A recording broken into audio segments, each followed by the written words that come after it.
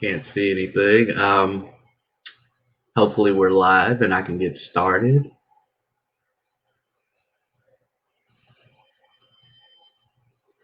Hello?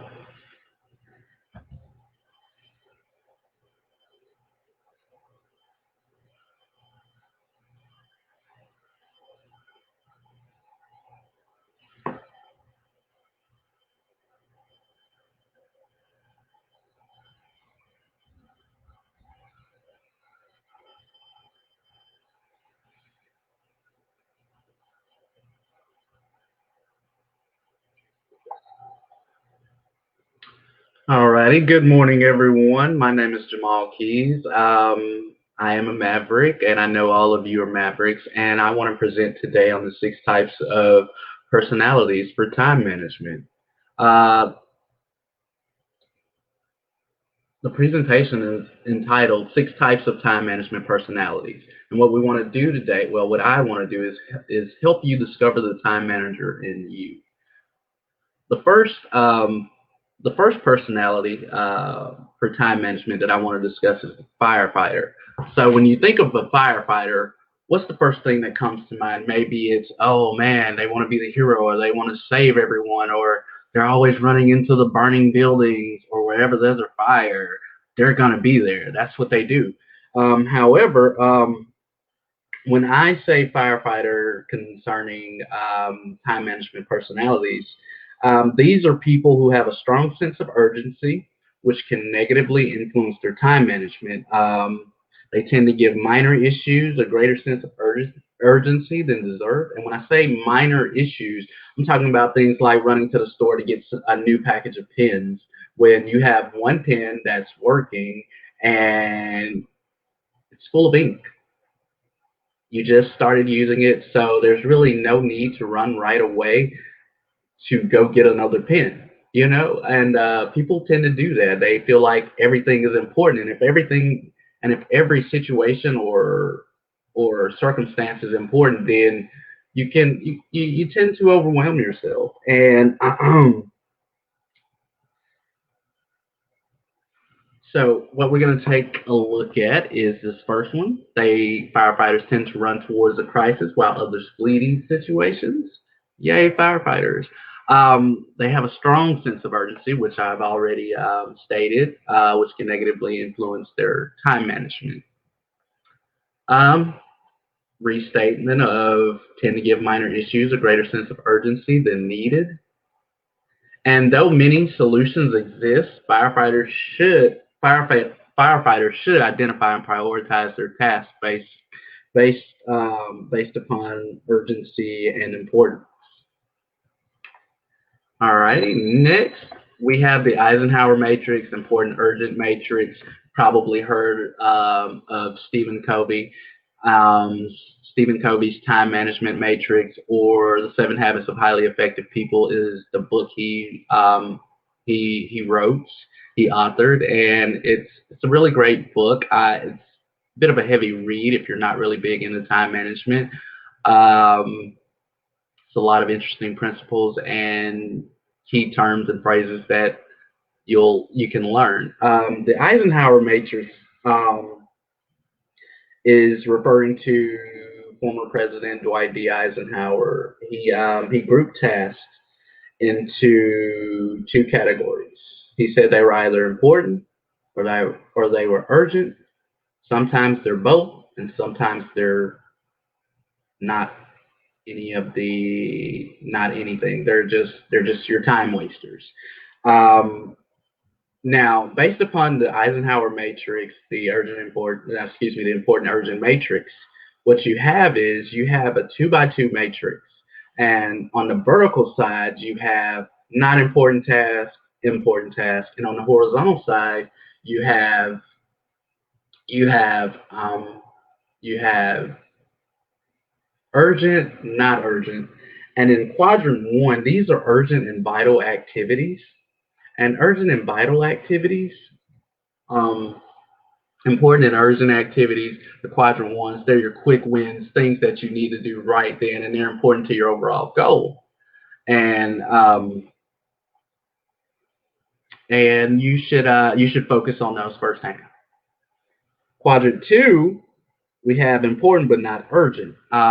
Important but not urgent are generally goals that go in quadrant two are goals that are for your long term. They're for your long term success, your long term goals, what you hope to achieve with with your with your tasks, your activities that you're trying to complete. And then in quadrant three, we have urgent but not important. Okay, these are goals. These are goals that they're urgent, need to be done, but they're not important to the success you're trying to achieve. Sometimes you're able to eliminate or minimize those tasks. And then we have quadrant four, which is not important and not urgent. These are what we like to call time wasters. These are goals, well, excuse me, not goals, but these are tasks that you can just eliminate wholly. Like, for instance, me. I've found that what I like to do is early in the morning, I tend to get up. I tend to do a devotional, read a little bit, listen to a podcast. Now, previously when I was doing these things, I always looked at those as, necessary things for me, for my continued education, learning, and also to get me in the right frame of mind for actually doing the work each day. But what I've come to find out is they take away from all of the important time that could be spent doing something that's helping me to work towards getting my goals completed, getting my goals. Uh, meeting my goals. So I've before I was using like two podcasts. I was listening to two podcasts each morning. So now I've cut that down to one podcast, and I still do my devotional. Um, However, I have started to eliminate tasks which are not important and not urgent, which I mean they no longer matter to me. And so I realized that because I'm a time waster and I know that like I waste time on tasks that have nothing to do with what I'm trying to accomplish here. And so next, moving on, we're going to move into the multitasker. So I know like people feel like they're multitaskers. And so I want to ask the question, who feels like they are excellent multitaskers? Well, I have a response. You may not like it, but here it is. Multitasking is a myth.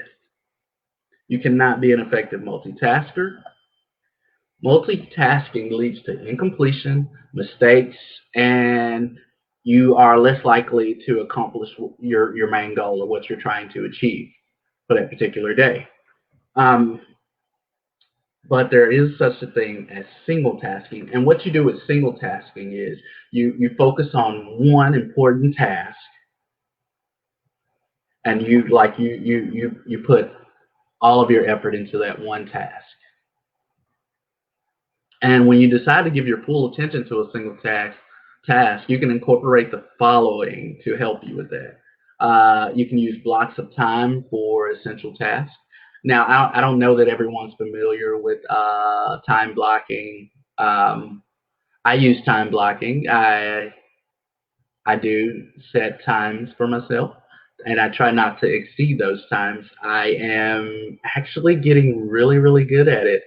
And even while driving, I find myself blocking time. I should be at this certain point if there are no interruptions by such and such. I've even gotten certain routes down literally to minutes.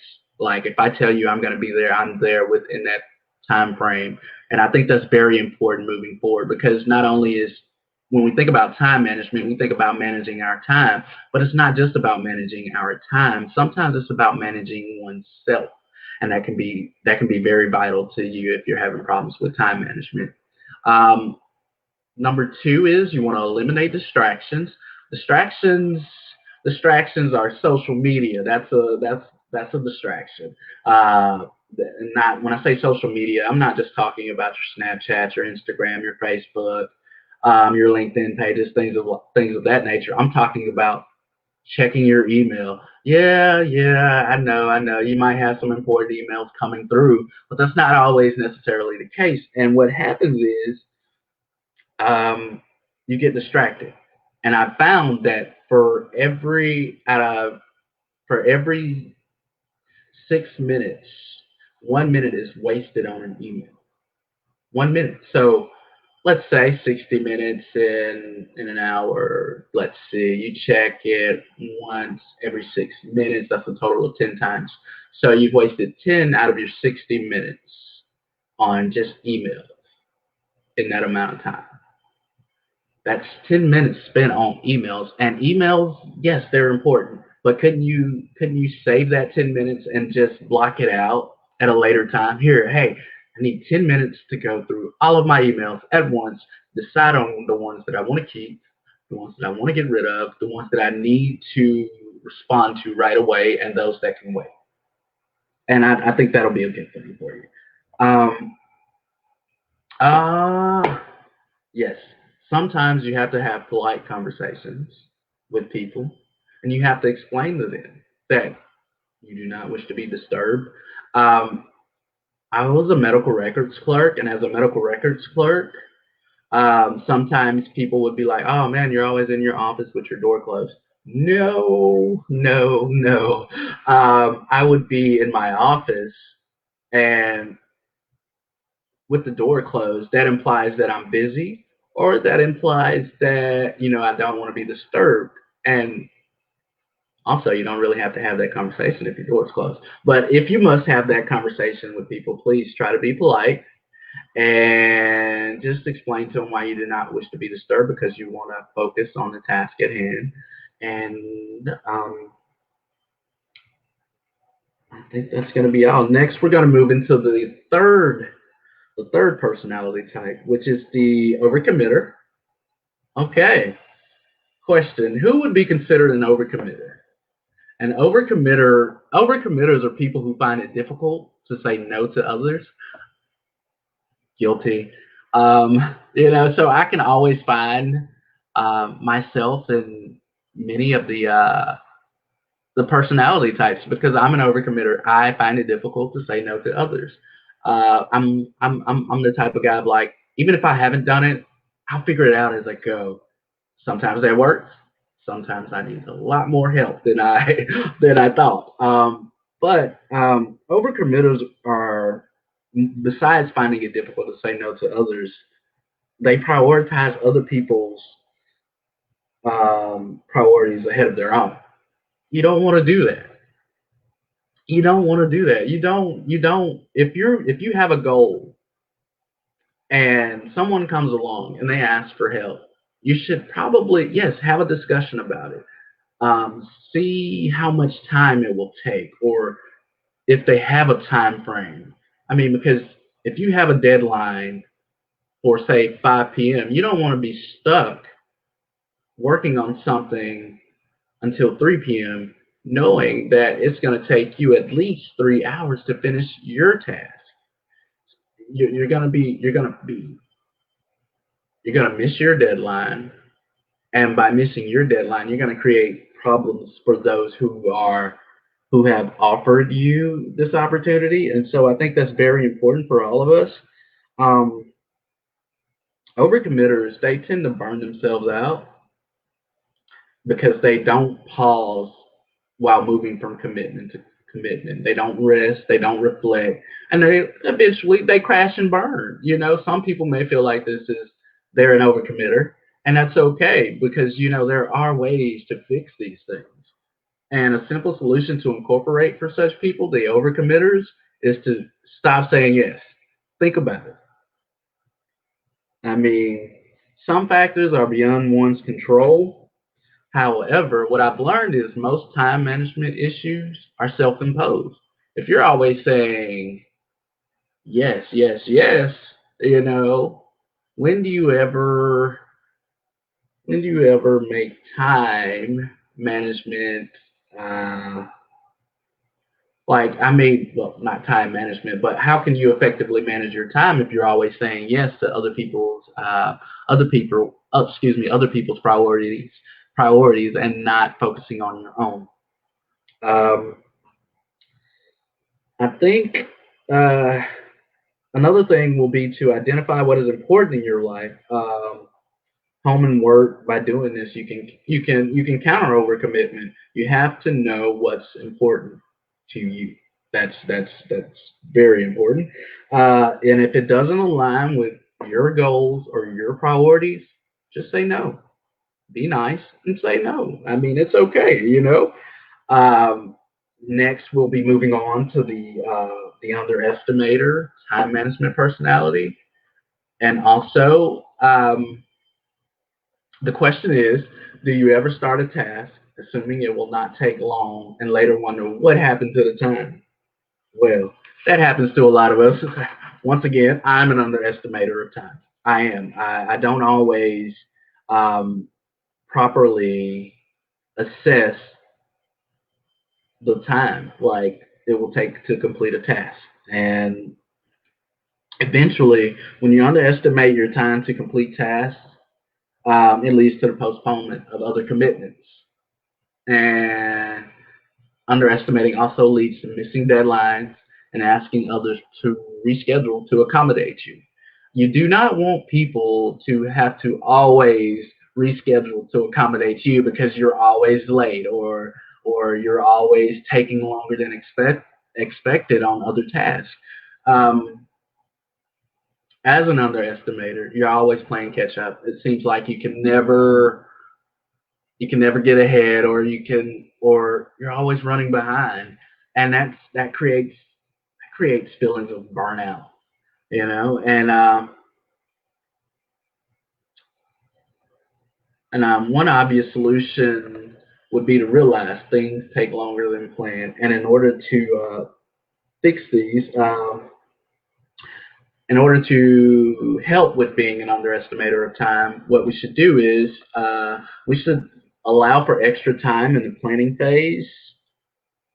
Um, and also, should problems still arise, it may become pivotal to speed up work or make more accurate estimates of the time it will take to complete a task.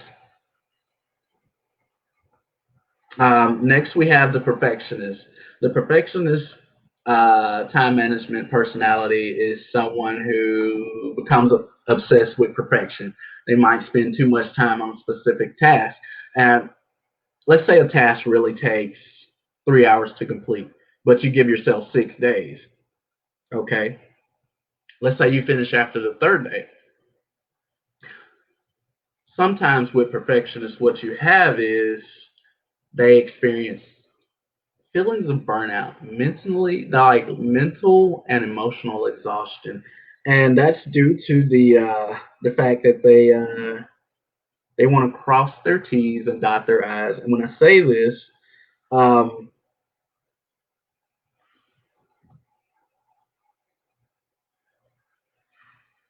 I say this because sometimes it may overlap with the underestimator's problems of missing deadlines or not prioritizing the completion of tasks appropriately. Always remember, effort and compulsion are not the same. Effort is the amount of, it's sort of like time. And your effort is your time, your resources, your your your your brain power, whatever it takes that you can quantify as far as like the effort that you put into a task. Are you giving it 80%, 90%, 100%? And see, what happens is the perfectionist begins to, they become compulsive and they want to cross all their T's and dot all their I's. And that's not the same as employing effort. Um, the solution for overcoming your perfectionism, it sounds easy, but it requires work, you know. And such ways to do this would be to, there are 4 ways to do this. That means reevaluating your standards, hypothesis testing, challenging your perfectionism, and facing your fears. Um, Now, when I say hypothesis testing, we want we want to we want to say, okay, well, such and such activity will take me. 1 hour to complete. But if at the end of my hypothesis testing, it takes me an hour and 15 minutes, though that's a negative result because I've taken more time than I originally intended, it's actually a positive thing because I know next time that I have a task of this in the same category or similar to this, then I know that I should expect to plan for an hour and 15 minutes. Not only that, you can learn from those negative results of the fact that it took longer than you originally estimated. Now, when I say challenge your perfectionism, what I really mean here is when you want to challenge your perfectionism, you want to come up with ways to provide yourself with alternative views and awareness. And what I mean is like, okay, if I'm sitting here and I've completed a task that was only supposed to take 3 hours, but instead it took me 3 days, and I gave myself 6 days to complete the task, rather than using the next 3 days to actually keep tweaking, keep going over, keep trying to perfect it, I should think of it as I should become more aware of the fact that I've completed the task. It's done. It didn't take as much time as I anticipated. So maybe next time I could block out enough time, block out less time. So because how long it will take me to, um, I know how long it will take me to complete the task. Okay, and finally, we have the wild procrastinator. Okay, and the question I want to ask you here is, do you tend to wait until the last minute or believe your best work is completed under pressure? Well, it's okay. A lot of people think that research papers in college or high school, you're like, man, I stayed up all night and completed my research paper, and I did. I did it, and I can do it anytime. Well, let me tell you something. You're killing yourself. You are literally killing yourself. And I don't want you to think that it's okay to be a wild procrastinator like that because it's not. And a lot of people believe this type of time management is beneficial. Once again, it is not. Um, if you've ever imagined or thought that your work made you sick, well, as a wild procrastinator, it probably has. It affects your immune system, your physical health, and even your sleep habits. And these are things that you need to pay attention to. Your immune system, your physical health, and your sleep habits. You need all three of those, not necessarily in abundance, but they do need to be at sufficient levels. I found 7 to 8 hours of sleep works. My wife, she hates that I'll go to bed at like 8 or 8:30, but I mean, I tend to start my day earlier, and I like to go to the gym, so I'm gonna use the allotted time. I start my day at 5 a.m. So at 5 a.m. from 5 to 6, I'll do I'll do small tasks that maybe not contribute to my goal, but I feel like they're important to me for my mental health or my physical health. That's what I do, and I think that's very important for me throughout the day. All right, now a lot of people don't really think of procrastination as affecting anyone else. They look at it and they're like, it's just me. It just affects me. However, in some extreme cases, one's procrastination, it can damage their personal relationships, whether it's with family, friends, employers, co-workers. If they're always looking to you to to have things finished and it's never finished on time, eventually they stop calling on you. They stop calling, they stop talking, they just never ask you to do anything. And you're like, hey, I thought you needed some help with it. No, I found help elsewhere. And you know why? Because you never get it done on time, and it may keep them awake at night. It may affect them physically, and they grow tired of it, and no one wants to be affected physically or mentally by another. Even though it's beyond their control, what you're doing, it still creates problems for them. And so I think it'll be very important that you focus on that. That you focus on not being a wild procrastinator.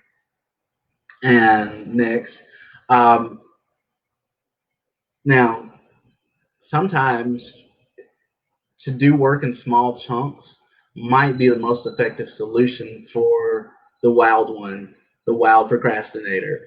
Do work in small chunks. If you have a 3-page paper due in 2 weeks, okay, don't wait until the night before to do those 3 pages. Yeah, it's 3 pages to write. It's no biggie. I would suggest that you take certain, like, let's say you take an hour over the next 2 weeks. Let's say for a week, you take an hour to do research on that particular topic. Okay, so you do that for 1 week. And then that second week, you take a day to sit and begin to formulate ideas, brainstorming. And you brainstorm for like, brainstorming shouldn't take any more than 10 or 15 minutes. But for some people, it's not always the same because it takes a while for the ideas to get flowing and everything. And that's okay. But you take a day. Let's say you take a day. You have 1 week left until your deadline. So you take a day. That leaves you with 6 days.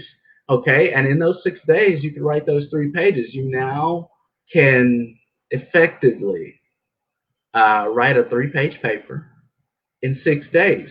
That's what I'm hoping. It may not be that way for everyone, but that's what I'm hoping here. So, um, so next, what you're going to look at, I don't know if anyone's ever heard of the Zeigarnik effect. The Zeigarnik effect states that by forcing yourself to start, you have solved procrastination. And according to this effect, if one does not complete a task, it creates mental tension that can only be alleviated by completing what you start. So for some people, it creates this mental anxiety or mental tension, and you can't get past it until you actually finish what you started. And I don't know who falls into that category, but hopefully um, you force yourself to start. I mean, it sort of sounds like when you're trying to work your way through writer's block, just begin writing. So, I mean, that's pretty cool. And I'm pretty sure we've all had writer's block, so I think that's pretty cool, and that's another way of looking at it.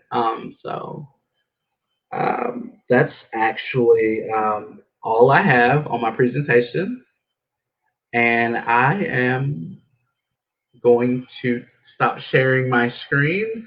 I hope everyone's enjoyed my presentation for today. Maybe if you would like to ask some questions in the comments section, I would be happy and willing to answer any questions that you have. I thank you for tuning in today, and if you're going to replay this or watching it as a replay, please don't hesitate, #replay, and I'll try to answer any follow-up questions as they come up or we come across them. Thank you for your time. My name is Jamaal Keyes, and you can reach me by email at Keyes, Keyes, consults@gmail.com if you have any questions or want to know more. Also,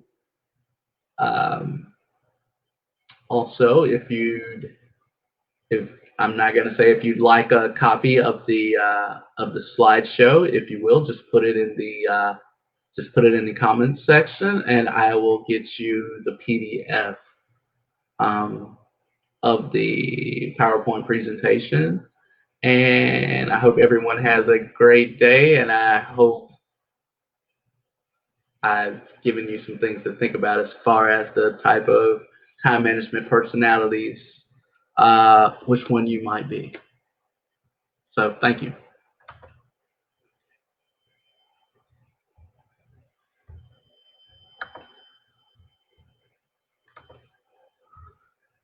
Oh, wow. Yes.